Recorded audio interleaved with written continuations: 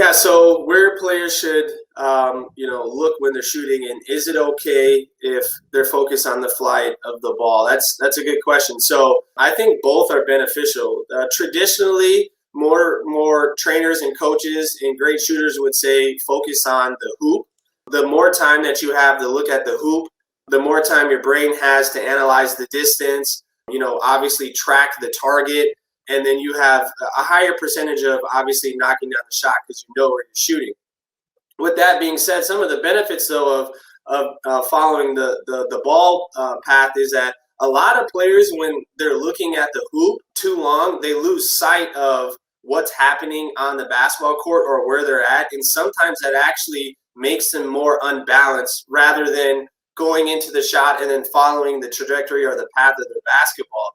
So honestly, a lot of it is dependent on the player. For me, this may sound weird, but like I have motion sickness issues. So like if I got on a carousel or anything that goes in circles, I get super dizzy. So like for me, if I focused on one target, away from the carousel while I'm spinning or whatever it is, I would actually get off balance and kind of get sick. So for me, I would just look at the horse or the spot that I was at going in a circle because it would help me focus.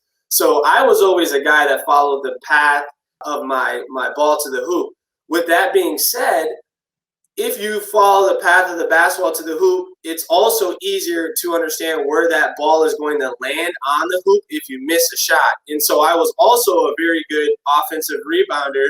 That doesn't say anything good, I guess, for my jump shot, but I was a great offensive rebounder when I shot the basketball and also my teammates because I followed the path of in the flight of the basketball and I understood if it was going to be air ball, if it was going to hit the inside or the outside of the rim, or the bounce path coming off. And so I could move my body or I could adjust to be a great rebounder. Dennis Rodman also mentioned that, in his own personal documentary and also in Michael Jordan's as well. So I think there's benefits to both. Again, I don't think that there's a clear answer. Most trainers and coaches would say try looking at the hoop first and see if that works for you best. And if it does, stick with it. But if you're like me, and following the path of the basketball is a little bit easier for you to keep your balance. Also, if you're a guy that, or girl that rebounds and wants to follow their shot, that's probably the best route too as well.